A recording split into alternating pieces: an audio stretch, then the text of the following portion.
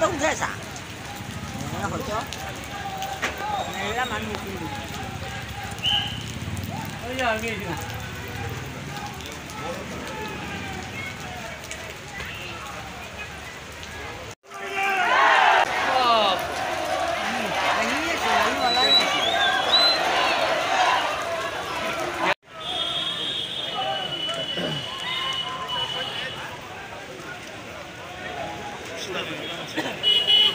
Hey, Nippon. Asa if.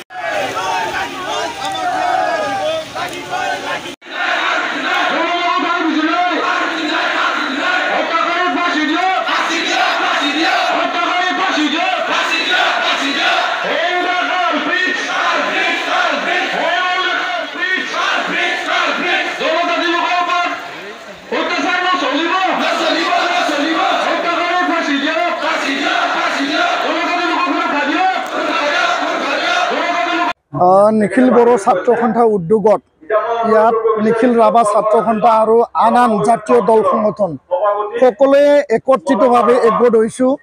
যোৱা ৩ মে তাৰিখে যি গণধৰ্ষণ কাৰ্যসূচী ইয়াত বা গণধৰ্ষণ ইয়াত কৰা হৈছিল, 2 গৰাকী কিশোৰীৰ ওপৰত নিৰ্যাতন কৰা হৈছিল, ইয়াৰ প্ৰতিবাদ আৰু এই ঘটনা সুধিবলৈ যাওঁতে 5 মে তাৰিখে হিৰণময় খাখলাৰীক হত্যা কৰা হ'ল। আৰু এই যি ধৰ্ষণ কাণ্ড হত্যা মাৰ্ডাৰ কৰা যি কাণ্ড, সেই 2টা কাণ্ডত ধন আলী, বাহাৰ আলী, ৰহমান আলী আৰু চেকবৰ আলী আৰু পাৰ্মিনা বেগম 5 গৰাকী ব্যক্তি ইয়াত অভিযুক্ত, ইয়াত জড়িত হৈ আছে। আৰু ইয়াক প্ৰতিবাদ জনাই পেলাই ধৰ্ষণকাৰী শাস্তি পাবই লাগিব, হত্যাকাৰী শাস্তি পাবই লাগিব, ফাঁচি তেওঁলোকক কোৰ্টৰ যোগেদি ৰায়দান দিবই লাগিব।